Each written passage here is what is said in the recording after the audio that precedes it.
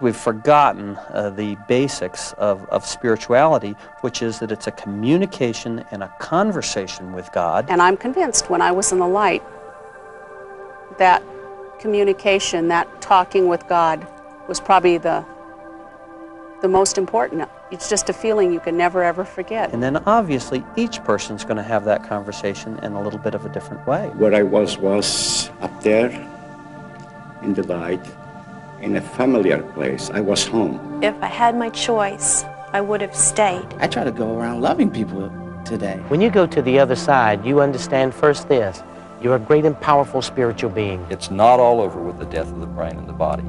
Some aspect of us is divine.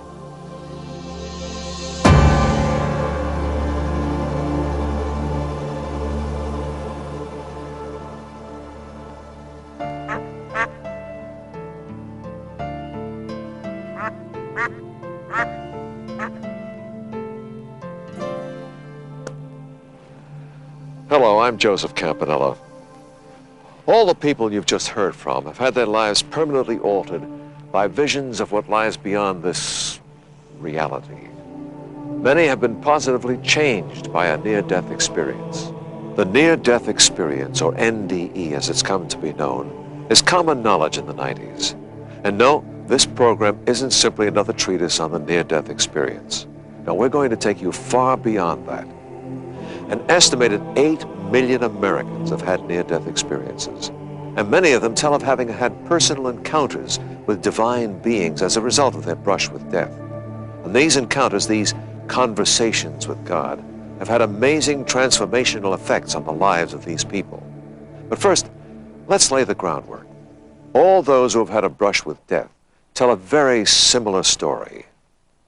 People from all over the world who come close to death as a result of a cardiac arrest or other illness will report to us a common pattern of experience.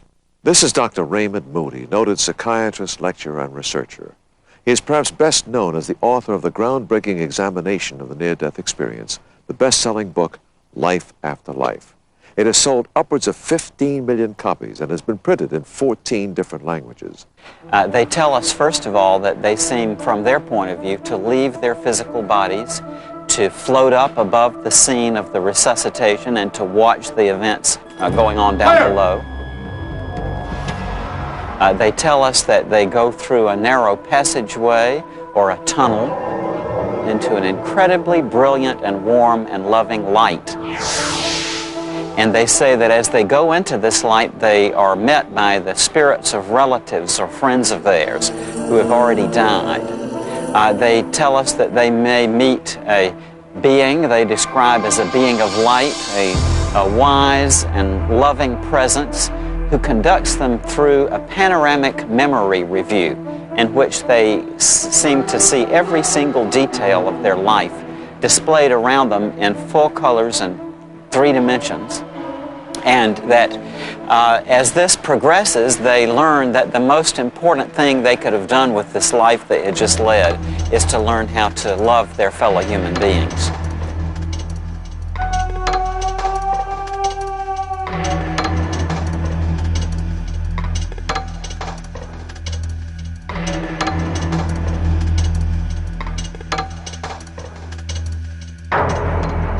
Thanks to modern medicine, people are being brought back from death's door. And we're learning about these wonderful lessons of hope and love. Hamlet, in his famous To Be or Not to Be soliloquy, spoke of that undiscovered country from whose bourne no traveler ever returns. Of course, that undiscovered country he spoke of was death, and he feared that if he took his own life, he would fly to ills that we know not of. Well, Shakespeare had a great insight into the human condition, but in his 17th century world, he was lacking information that we have today 400 years later. Travelers do return from that undiscovered country, and we are not flying to ills we know not of. Travelers to that new land return with a new outlook on life, and the cumulative effect of this new knowledge is usually a dramatic, positive life transformation. I think that what we can get out of near-death experiences without having to think of it in terms of a proof of a life after death is that it has enormous spiritual value. And we can see very dramatically the transformations in personality that it can bring about among people who go through something like this.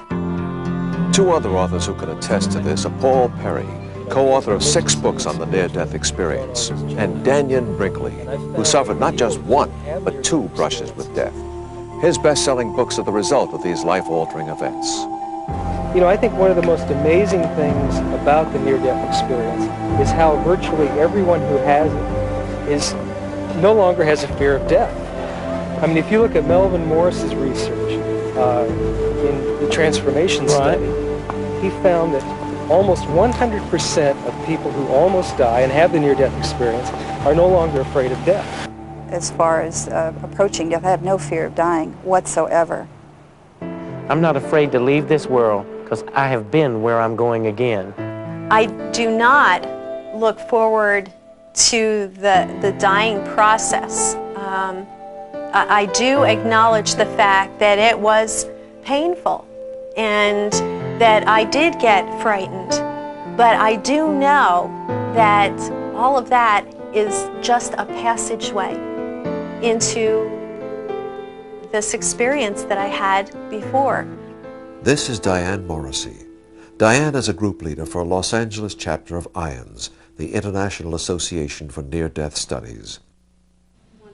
These are people who have visited that passageway. They meet on a monthly basis to share their experiences and help others understand the life transformational impact of an NDE. My son was killed in a car accident, and it was a very violent death. He went off a freeway. He went down 65 feet into cement. And so the fear I had of the pain he endured, and for the hour and a half that took them to get him out of the vehicle, haunted me. It just haunted me. When I first read Life After Life with Dr. Raymond Moody, that gave me my first glimpse of life after death, and it gave me my first hope. Quite a number of people over the years have told me that in the closing moments of their life that they were surrounded by helping presences, beings that you could characterize, I suppose, as angels. And I belong to a group called Compassionate Friends, and we have a thing called Day of Hope. And we just had our 3rd one, and Diane was our speaker, and Grace Boboka has been a speaker. I just wanted to tell them, do what you have to do. I'm okay, because I was out of my pain. All of that pain, all of that suffering was completely gone. Nothing I've heard from my religious background, nothing I've read, no other things have helped but that. That was the single most significant thing that has happened. And it has transformed my entire life. And my whole outlook on life is different. So it changed my whole life. It changed my career. It changed what I believe in. It taught me that everything we think, do, and say is extremely important, much more than we ever thought before, no matter how religious we were. One of the most dramatic, complete, and profound life-altering near-death experiences is that of Dannion Brinkley, author of Saved by the Light. He was electrocuted when lightning struck a telephone line outside his home. On September 17th at 7:05 p.m. in 1975, I was talking on the telephone to a friend of mine. All right, Tommy, thanks a lot for inviting us. I have to check with Sandy, though, because you know she handles my time for me. Well, this is some storm we're having, huh? All right, well, anyway, thanks for inviting us. And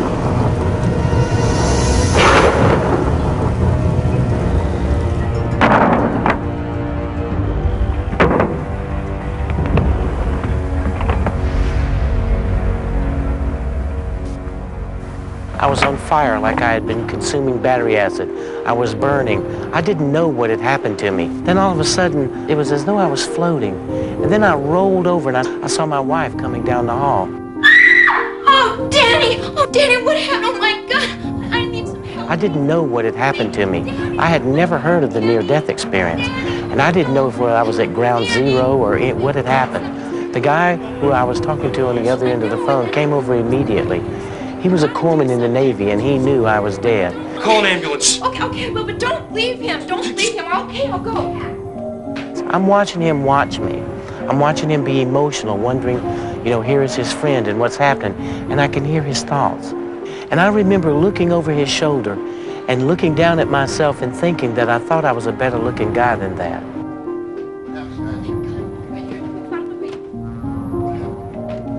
Check his vital signs.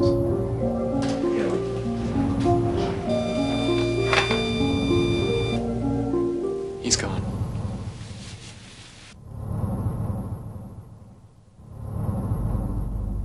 Then this tunnel began to form. As this tunnel began to form, I felt more at peace than I'd ever felt. I felt comfortable and safe. I began to be pulled down this tunnel. And as I moved down it, I become so secure that I may not know exactly what's going on, but I know that this is right and natural. But there are some who say that it's not right or natural or even real for that matter. There's one school of thought that holds the opinion that these visions are mental tricks caused by a dying, short-circuiting brain, or even that they're caused by drugs. But scientists who've devoted years to researching these experiences disagree. For anyone to say that these near-death experiences can be explained away as the terminal events in the brain, biochemical disturbances, or wish-fulfilling fantasies, or whatever, is just as unreasonable as if someone were to come along and say that these near-death experiences prove scientifically that there is a life after death.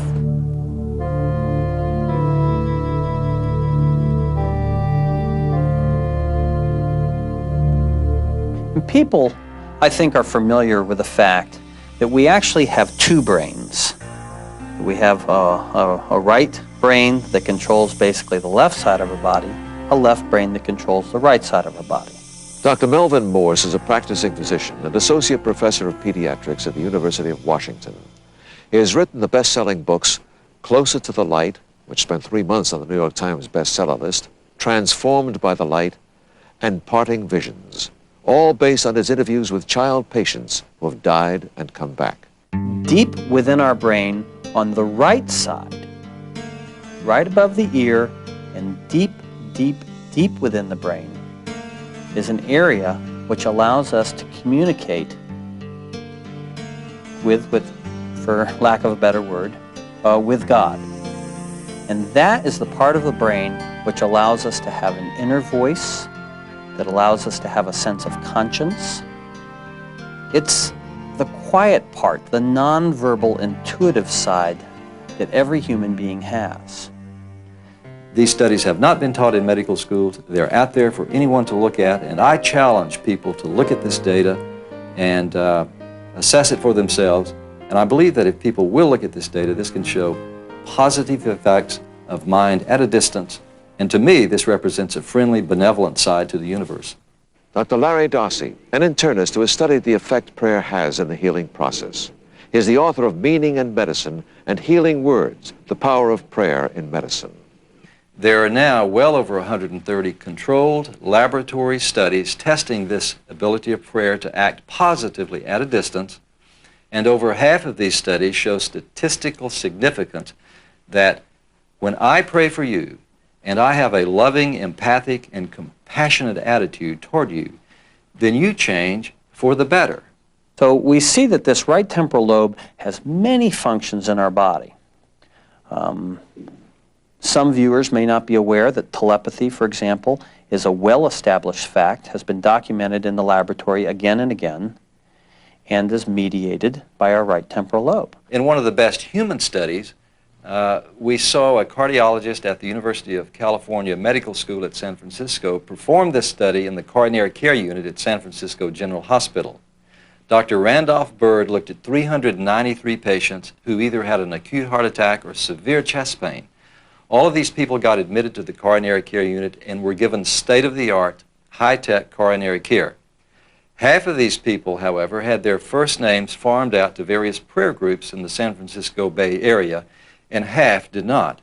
This was what we call a double-blind study. Neither the patients nor the healthcare team, the doctors, nurses, and so on, knew who was and wasn't being prayed for. When the data were analyzed and the numbers were all assessed, It looked as if this prayed-for group had been given some sort of miracle medication. Well, now this gives us more of a physiological explanation for telepathy, because this same area of the brain, which allows us to mediate these subtle electromagnetic forces, can then reach out at a long distance to someone else's electromagnetic field. There were fewer deaths in the prayed-for group. The prayed-for group required fewer potent drugs, such as antibiotics and diuretics. we can stop thinking of these things as weird or bizarre or paranormal. We understand that we're biologically equipped to have things like miracles happen to us. I can assure you, if what was being evaluated here had not been prayer, but some sort of new medication to be used for acute heart attacks, this would have been heralded as a modern medical breakthrough, and people would probably have been lined up down the street to get their hands on this stuff. So for the first time, we have a scientific understanding of the nature of God, and it is a miracle. And the fact that neuroscientists are starting to understand it does not devalue it in any way. It makes it more accessible. It says to people who are struggling with their own spiritual feelings and intuitions, yes, you are right. You are not just a biological machine. You're a biological machine with something extra. Something, for lack of a better word, that has a soul. Modern science is implying that we have shared characteristics with the divine. You know, that's pretty good for me. That's pretty good for most of us. And for those who have come back to tell about it, the journey the soul takes at that moment of death is full of wonder, comfort, and more than anything else, love. It was very dark at first, but it was beautiful. This is Grace Babulka. Her near-death experience compelled her to share her experience with others in her book, Beyond This Reality. She also speaks regularly at churches and for support groups. To me, it was beautiful. It had all kinds of color and sound, and a feeling that I wasn't alone. I was being helped through this darkness towards a brightness that was up ahead that I was incredibly drawn towards. I wanted to be towards that light. I wanted to go towards that light. And at the same time, I was being drawn. I was being attracted. And I was being helped. People don't describe beings with wings, but illuminated beings who seem to be there in the role of a helper, someone there to guide them through this experience. And so in that sense, I would say definitely that what has been called in the religious tradition for a long time, guardian angels, do seem to be a reality to people who are at the moment of death. And what was unusual is I went back and forth through the tunnel several times, and I'd come back and see what's happening, and then I'd go back through the tunnel again. And each time I did, I kind of felt somebody there waiting for me. And I think the best thing that I learned out of this is that the actual moment of dying is the greatest trip you're ever going to go on. It's a fascinating, wonderful trip. Many of these journeys begin in a hospital, in an emergency room or operating theater. Such was the case for Grace Babulka, herself a registered nurse and working associate of those who frantically tried to save her life. Her journey began when she had a miscarriage in her 5th month of pregnancy. In the middle of the night, about 1 o'clock in the morning, I woke up with severe abdominal pain and chills and a fever. I took my temperature and it was 106 at that point.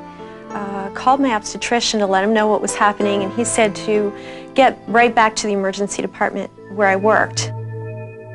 By then, my temperature was 107. The nurse showed the thermometer to me and asked, was it this high at home? And by then I was starting to have an irregular heartbeat. My blood pressure was starting to drop.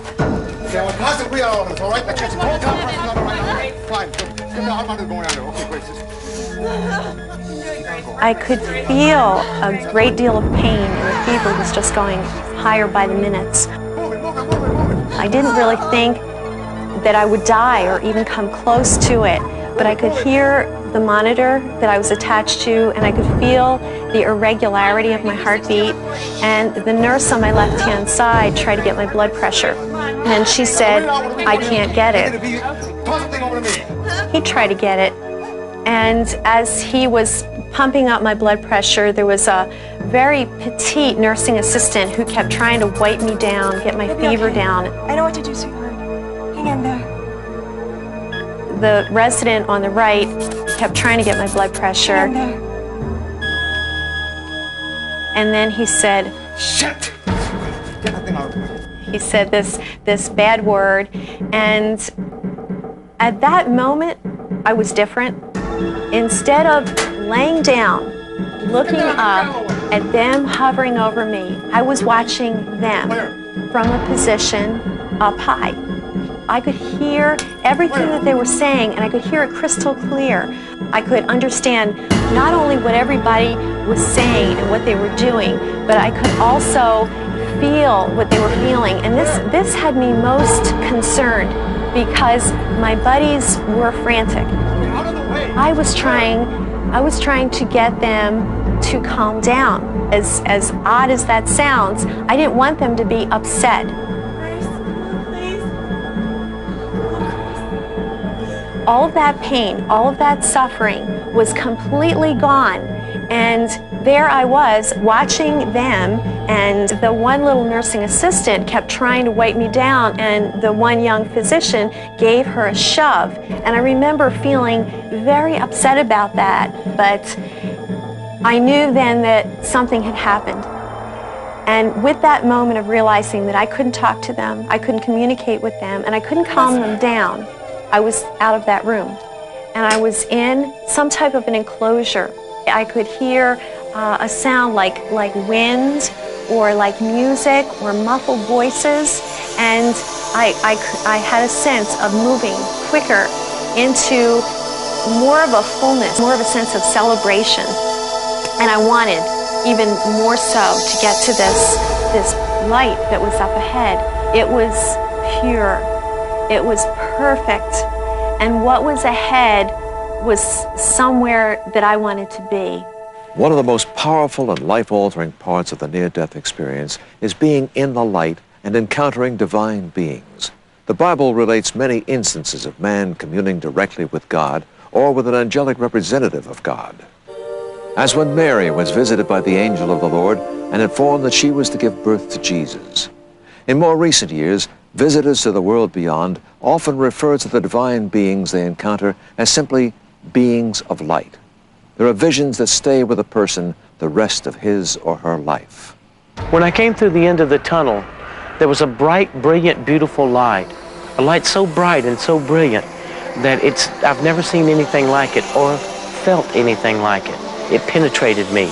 It was as though I became a part of it and it became a part of me. As I looked to my right, I saw a being. Then this being started to move toward me. And how this communication was, it was as though I became the being and the being became me. We blended into each other.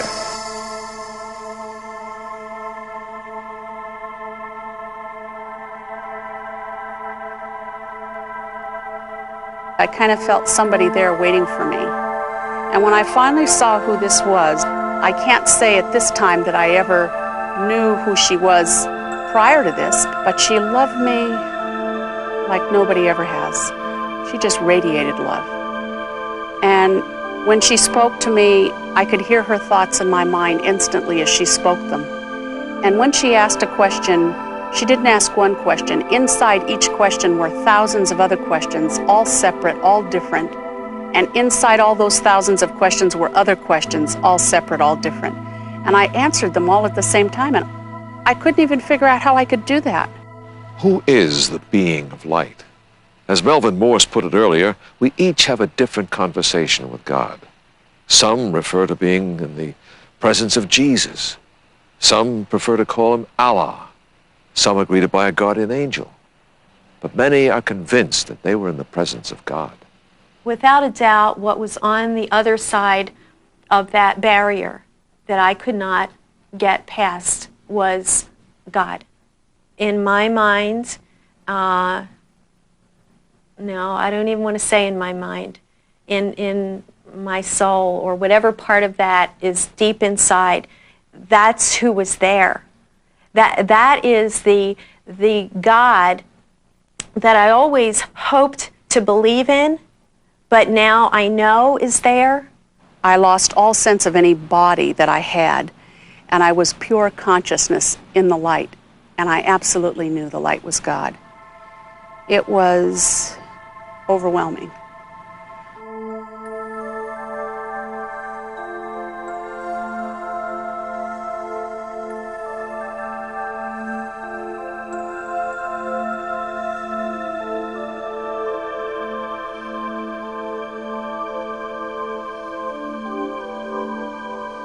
Well, as a pediatrician who's interviewed children who have seen this God, let me hear you the kinds of things they describe it as. One boy told me that he saw a wizard dressed in white, and this wizard said to him, "Struggle and you shall live." That's a boy who's crazy about Nintendo. Another boy described to me that heaven was a pup tent in a golden field. A third child told me that he didn't go down a tunnel, he went through a huge noodle. I don't think anybody feels those images conflict with their personal beliefs. I don't think anyone can be struck by such images and not be convinced that something important spiritually is happening to children when they die. It's my impression that people may use words drawn from their religious background and terminology, but that universally people describe the characteristics of this being of light as the same. A presence of complete love and compassion and understanding and wisdom.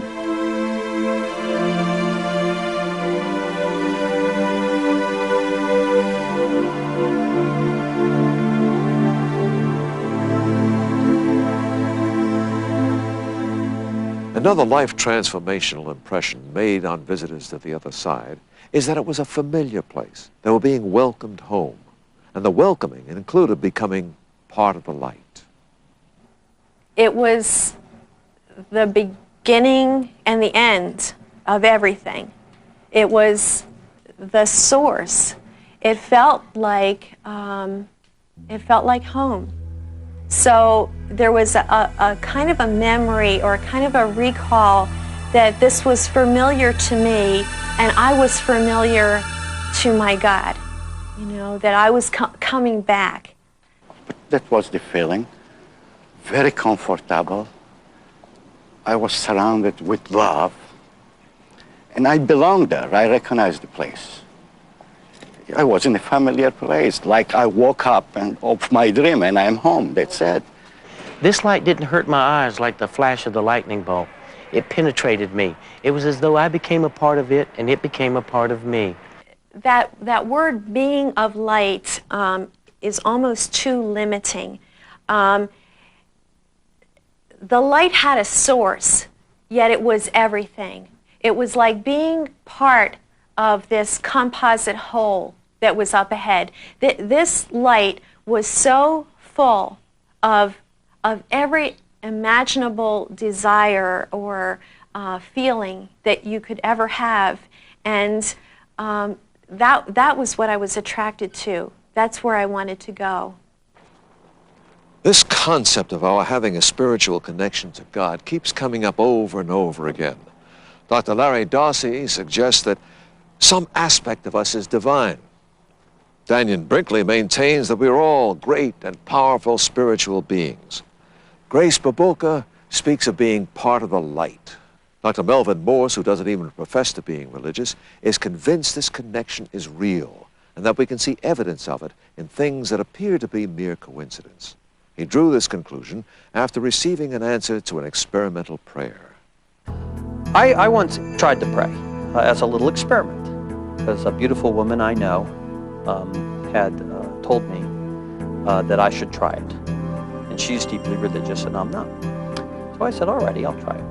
And she told me I should get down on my knees and just silently ask God a question. So, okay, I did it. And I felt really silly about it. And that lasted about 3 minutes. And I said, I would like to know what the relationship, this is my question, the relationship of man to God. And later that day, I suddenly had a blinding flash of spiritual intuition about a mathematical concept I've been trying to understand called fractals. And fractals are a mathematical concept which state that a piece of the whole is the same as the whole. For example, a snowflake. And you see the shape of a snowflake. If you look at a piece of that snowflake, you see the same shape replicated. If you look at a piece of the piece, you see the same pattern again. And suddenly, it came to me, maybe that's it. We as men are just a fractal of God. We're all a part of each other in some way, like a woven garment, like a linen cloth woven into thread by thread, running in different directions and bisecting and crossing each other. But for someone, some other person, that's going to be meaningless. Fractals, they're going to go, what the heck are fractals? You know, and I learned something about faith from this experience as well, because the first thing that happened to me after I had this insight was I thought, oh, this is just some kind of weird coincidence. It's like this huge quilt that has no end on either side, top, bottom, right, left, front, or back, and every patch of that quilt matters. I've been studying fractals for years, and I've been struggling in my mind of how to, you know, understand them, and it probably just was a coincidence that that day it suddenly all came together to me. But I'm not so sure. I'm not so sure that was a coincidence. And I just see us all as being one big soul. We're part of this gigantic soul. God, love, whatever, however a person feels comfortable. And each one of us has something to do or to give and to make that love happen.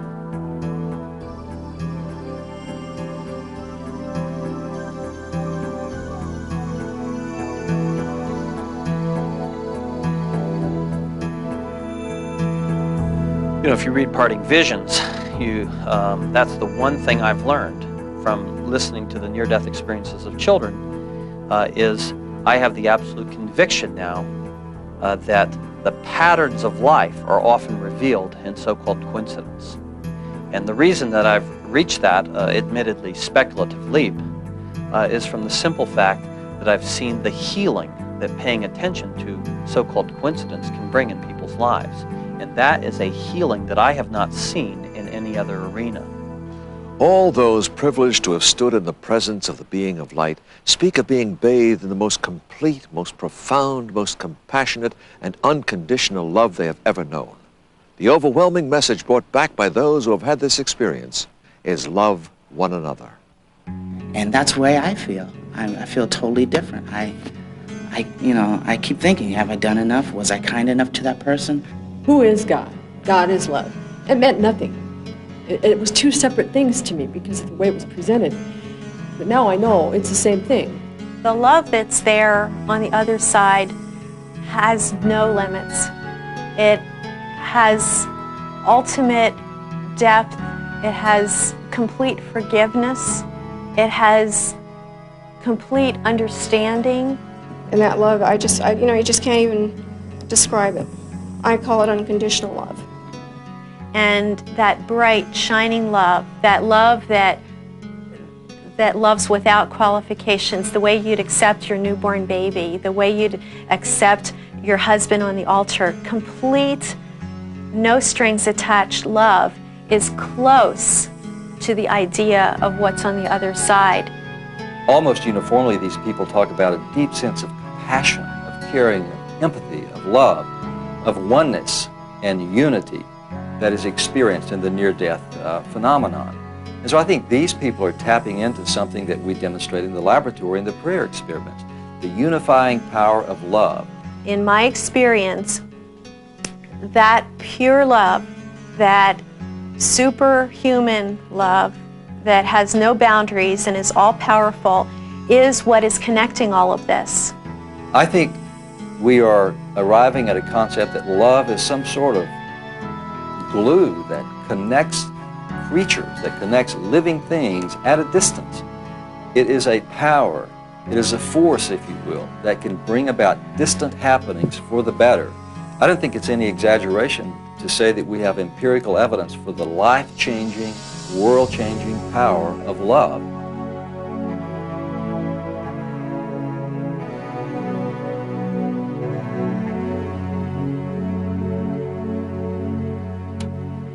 A good example of how a personal encounter with this divine love can bring about a positive life transformation is the case of Diane Morrissey. Diane is a classically trained musician. Prior to her near-death experience, she played clarinet with a symphony orchestra. Classical music was her life. By her own admission, she was something of a snob about it, looking down her nose at anyone who listened to any other kind of music, other than classical, of course. As a result of her brush with death, she's had a complete attitude reversal. She changed her career, gave up playing classical music. She's now a more caring and compassionate person. In fact, she devotes much of her time to helping others. In her role as support group leader for IANDS, she helps people put their near-death experience into perspective as they embark on the rest of their lives. Here's how Diane had her conversation with God. I was getting ready to have a great big party in my home. I invited a lot of people, and I wanted everything to look really nice, so I cleaned my fish tank. And in the process of assembling it, evidently I did it incorrectly. When I passed the den door, I noticed there was a big puddle underneath the fish tank. What Diane didn't realize was that the water carried a deadly charge of electricity. When I went to pick it up, the tubing flipped water across my cheek.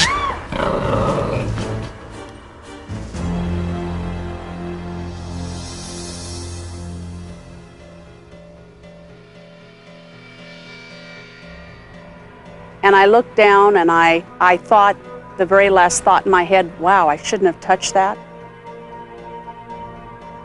I was at the ceiling and I noticed my dog was trying to wake my physical body up on the floor. And I thought, good boy, you know, he's trying to wake me up. I looked toward the kitchen and could see the telephone and instantly knew I should call for help. So I went straight through the walls like they weren't even there. And when I went to pick the telephone up with my right hand, my hand went through it. I walked around the house for a time and I stopped one moment in the living room and looked down and was real surprised to see my legs through the top of the glass coffee table. I tried to save me at the beginning, but as I stayed in the experience, it mattered less and less whether I saved me. And Diane Morrissey just wasn't as important as I was at the beginning of the experience. I didn't know how to get back in my body, but I wasn't frightened that I couldn't. And the last thing I said, and I just couldn't believe it, I said, how sad she's done so very little. And I thought I had a really full life that counted for lots of good things that I did for people. But I knew in my heart I never really touched anybody. At about that time, I went right through the tunnel, right at the dim windows. Many of those individuals who have had a complete near-death experience report the one aspect of it that had the most profound life transformational effect was the life review. They've had an opportunity to review their life accomplishments and their mistakes and see how their actions affected others. The Scottish poet Robert Burns, in one of his poems, reflected on how great a gift from God it would be to see ourselves as others see us. During a life review, we will. It's important for all of us to listen to this part and take it very deeply. Not only will you be and see everything you've ever done, you will become the people that you have encountered, and thereby feeling how they feel about you. I could not pass into that light that I was so attracted to. And at that barrier is probably the most meaningful part of this whole experience, because at that stopping point, I saw everything in my life that I ever did or saw or felt or thought that I hid from others or myself, and yet it was all understood. Everything in my life that you could put a good label on or a bad label on was there for not only me to see, but all others in that light I saw my whole life unfold, and I was having insight into what my life was about. I was able to deal with it because I wasn't just Dannion Brinkley. I had begun to peel away the ego self and begun to be what we truly are, powerful spiritual beings. And I was held accountable for my life. I felt how others felt when I acted a certain way. I experienced their feelings. What I think the experience did for me was it made me more aware of others. In absolute love, I was being given an understanding that I never had before. I was always real fortunate. I came from a wonderful home, had a wonderful childhood. My parents loved me desperately. And their love, you just, compared to this woman, you can't even compare it. When she came, she stood next to me and she extended her hand outward and she said, "Look there." And when I turned my head, I saw from the moment I was born, and I watched every second of my life from the moment I was born until I died. And it wasn't just seeing it, I lived it again, exactly the way I felt it the first time, but with a new sense of kind of intellectual understanding about how I could have done it different, what might have been better, and other things that I cared little about, that I didn't think made an impression on anybody's life at all, were very significant. And probably the most important was when I worked at a convalescent hospital in high school, after school. And I used to give a lady graham crackers and milk before I'd leave the shift. And I had no idea how much I had changed her life, how grateful, how appreciative she was. And I thought it was so insignificant back at that time in the 11th grade, but it wasn't. It was like every spirit looking down and saying, "Thank you for doing this. This woman had nobody. No one loved her."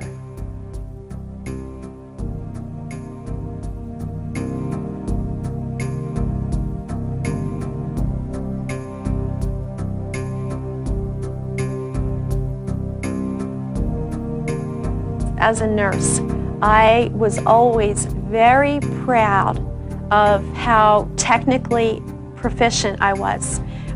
If you were having a heart attack and you came into my emergency department, you would have your vitals done immediately. Nurse, I'm so scared.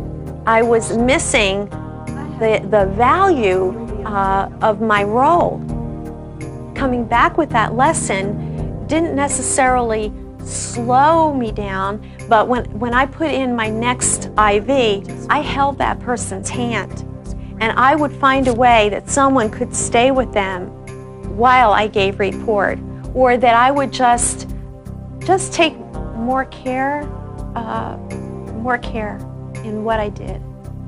I not only felt every emotion I'd ever felt, I saw everything I had ever done. But more than that, and probably more important than anything else, I became every person I'd ever encountered in my life. I don't understand why you're so upset Financial about this matters little... take two people. Do you think this is a money tree? It's a lemon tree. I kept waiting to be judged. It's just And like then I last realized it was me Here's the judging check. me. Take it or leave You know, it, okay? people say, "Oh, well, that's not so bad." 200. I want. Well, the only way I can relate it is, if you ever had a bad hair day times 10 million, that's how you're going to look at yourself. That's how you're going to focus on yourself, and that no one can judge you more harshly than you can. No one. Dannion Brinkley's near-death experience is one of the most complete ever reported. His resuscitation efforts stopped. His body was put aside, waiting to be transported to the morgue. He was dead a total of 28 minutes. After his life review, he was given a tour of that other world that most haven't seen. We began to move. We began to move upward as though we were soaring. We kept moving higher and higher and higher, and I could see what appeared to me as lights emanating outward from the buildings. They were like great tabernacles, like great cathedrals, great buildings. When I think about it, I can only relate it like great cathedrals, like the cathedrals of Notre Dame and the great Gothic cathedrals of Europe. I'm not saying that they were churches, but I have seen such great, beautiful cathedrals built in honor of God that I think my mind would relate it that way. They were buildings that looked like they were glass brick. And as we moved into the building, I could feel a certain resistance. I didn't go through a doorway, I just passed into it. But as I also was passing into this building, I became aware that I had the ability to consume, understand, and know all information and all knowledge at the same time, from the very first molecule of a flower to the entire beauty of the plant. I was given insight into how to give love and share love again. It was pretty amazing to me, all this stuff. And as I've thought through it over the last 19 years, it's still quite amazing that nonetheless this happened. Then this being said, I had to return. What had been happening to me in the meantime, they had rushed me to the hospital. They had been working on me in the hospital. They got me restabilized, and I was breathing for a few minutes. Then they lost me for 11 more minutes. They had worked on me. They tired themselves out. They finally gave up. They covered me. They put a sheet over my head. They rolled me out into a room, waiting for me to be taken to the morgue. I all of a sudden appear in this hospital. I'm floating above everything, looking around. In this room, I saw a guy with a sheet over his head, a body. I knew it was me. All of a sudden, I'm back in my body. I'm on fire again. I'm burning. I'm going through all the sensations of not being able to put my conscious thoughts together because of the intense pain. My tongue is swollen completely the size of my mouth. I can't talk. There's nothing that I could do. So I'm looking up. What do? I realized they were coming to take me to the morgue. And all I knew to do was to blow the sheet. Hey, this guy's still alive. I spent the next 7 months learning to walk again, learning to feed myself again, falling against the walls, blacking out. Dannion Brinkley was back among the living, at least for a while. 14 years after the first near-death experience, I had my second in the series of conversations with God. Ever since Dannion's electrocution, he'd been living with a weak heart. The doctors told him that unless he had immediate open-heart surgery, he would die. I knew what he was telling me was that the damage done by the lightning some 14 years ago, the hard work I had put in pushing myself through these 14 years, and the aortic valve, which had developed staph infection, was giving away and I was drowning in my own blood. So I was pretty happy because I knew there was no way I could live through that without having the surgery, and I wasn't having the surgery. I had known Dan for some years, about 10 or 12 years at least. I got a call from a friend of his that he was dying. I had resigned myself, talked to my family, got them together, put my business in order, and my father and my friend Franklin had thought of Raymond, Dr. Moody, and they called him. I walked in, and I was quite startled to see Dan lying on the bed, unable to sit up. He was so weak. His color is just unimaginable. No one could get a real sense of this. It's impossible to believe. I've never seen anybody that color who lived to tell about it, let's say that. Dark gray purple. And people say, don't you think that you would miss the things that were here? Not in the least bit. I wouldn't. And I said, Dan, is there anything I can do for you? And I said, yes, Raymond. I want a roast beef sandwich with lots of horseradish on it because I want to go out of here on a cholesterol rush. And we both laughed. I said, please, Dan, sign it for me. And at this point, the first time I'd really seen him upset, he said, all right, damn it, I'll sign it. Got mad, crashed his hand down on this table they had rolled across, signed it. They whisked him right away into the operating room. I knew there was no way, even after promising Raymond, I knew there was no way I could live through them taking my heart out and cutting it. I think that one of the greatest things that I've learned in all of this is in my second near-death experience doing open heart surgery. I had the same panoramic life review. I saw the first 25 years through the same way as I saw it, but then, by the grace of God, I saw the next 14 years. Instead of being the people I'd hurt, humiliated, and caused such trouble and trauma in their life, I became the people who I had helped face death. Those who have talked with God also tell of being admonished to use their life to learn, to devour knowledge. Most of those who have come back do just that. They look at life with a different perspective. They see beauty where they could see none before. They see the wonder in the world. They treat others with more compassion. There's no question but that people who go through this kind of experience are transformed in a direction in which they place a lot more value and emphasis upon human relationships. If we could only pretend to be colorblind, to accept our differences as wonderful, I just feel like this could be such a better world without fighting over our differences instead of appreciating our differences. I would say that there is also a marked tendency for them to be people who live very much in the present and can really be there, not really distracted about what's going to happen tomorrow. Living in the presence and sense of humor, again, is something I've seen time and time again with them.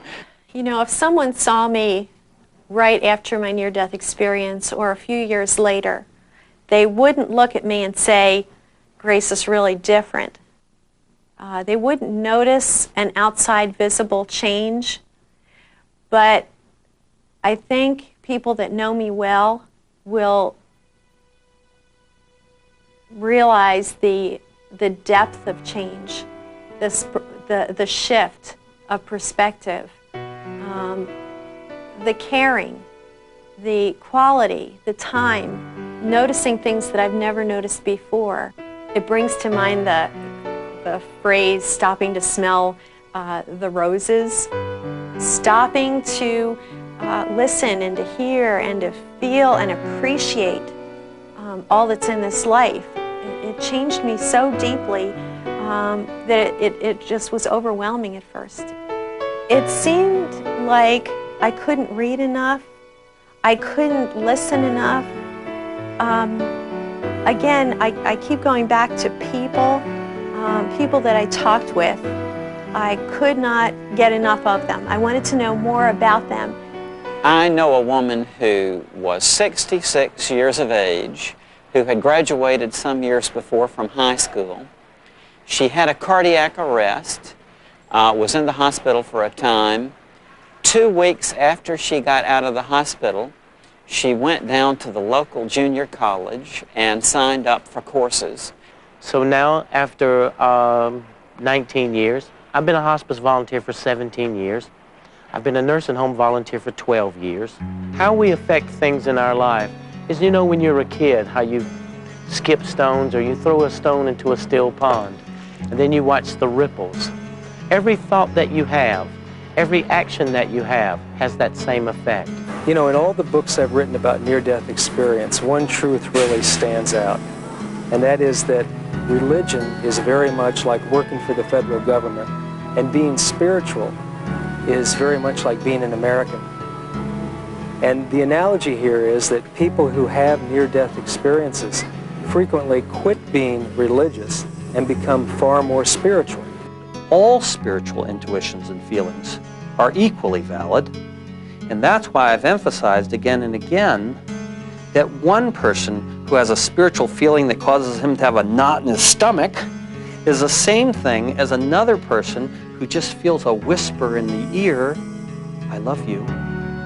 And I felt my mother's presence coming to me. It was very eerie and kind of, I don't know, just kind of cold but eerie, but very spiritual, very loving. And I felt like her hand was taking and going like this to me, because that's what I was doing to her while she was in the coma. I love you. Thank you for taking care of me. I'm okay now. Well, also the neat thing about the life review is that you can have it without being almost dead. Absolutely. I mean, you can have a life review on a daily basis, and you can make changes in your life just as if you had a near-death experience.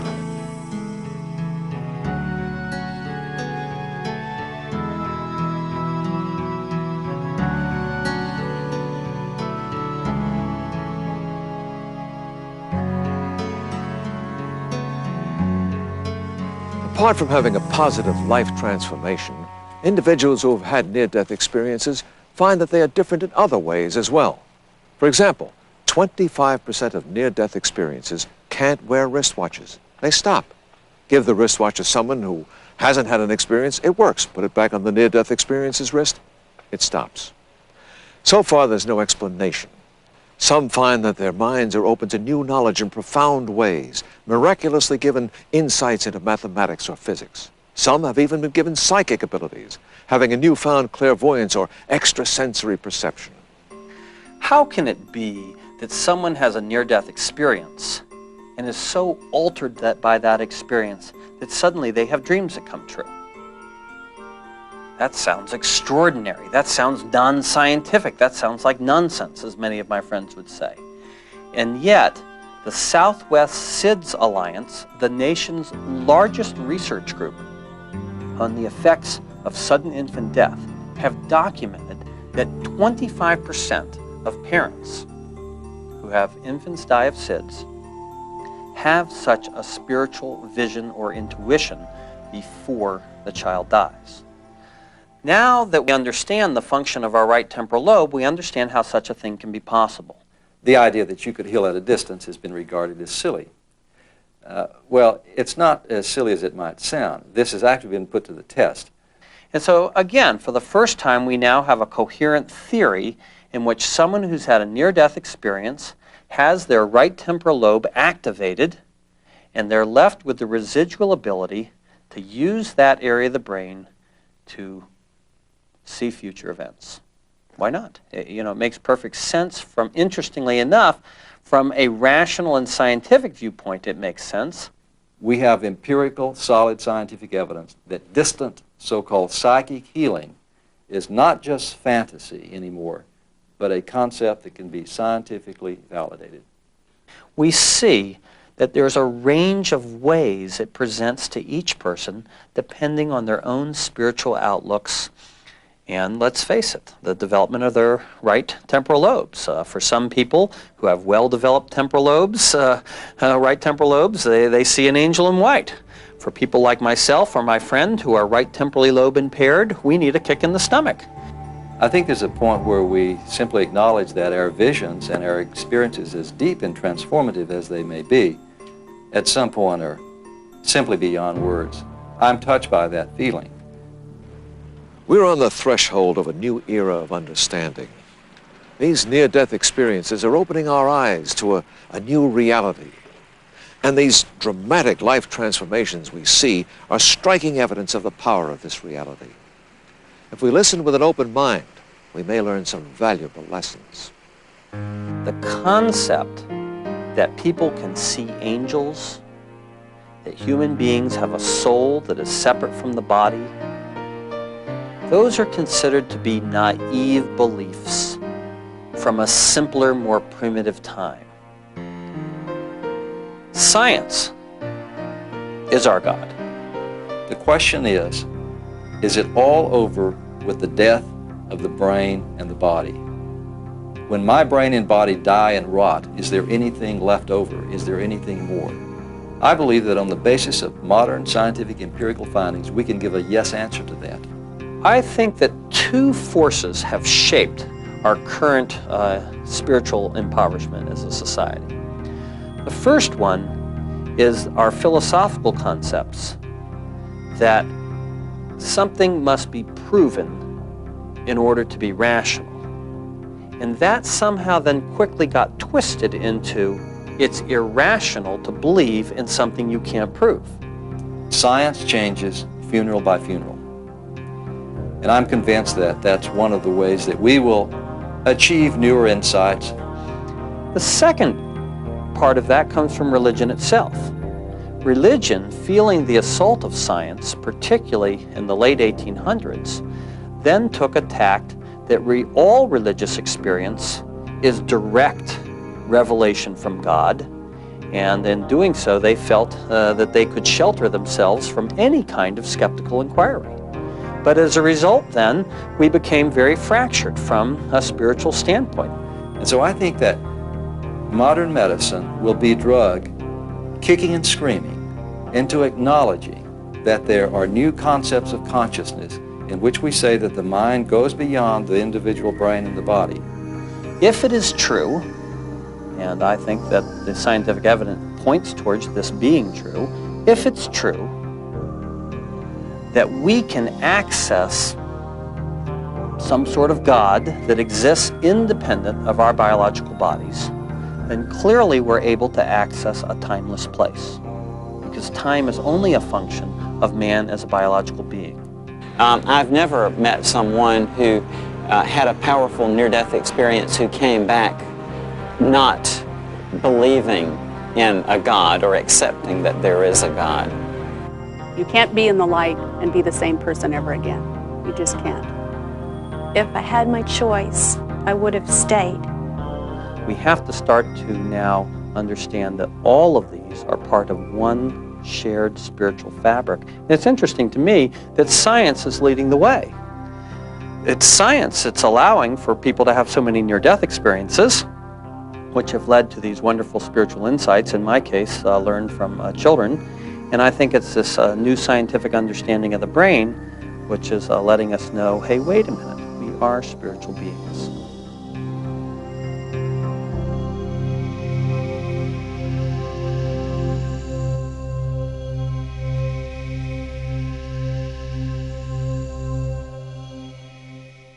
As Dr. Raymond Moody pointed out earlier, we may not be able to scientifically prove life after death from these experiences, but we can prove that these experiences have a profound and positive life transformational effect.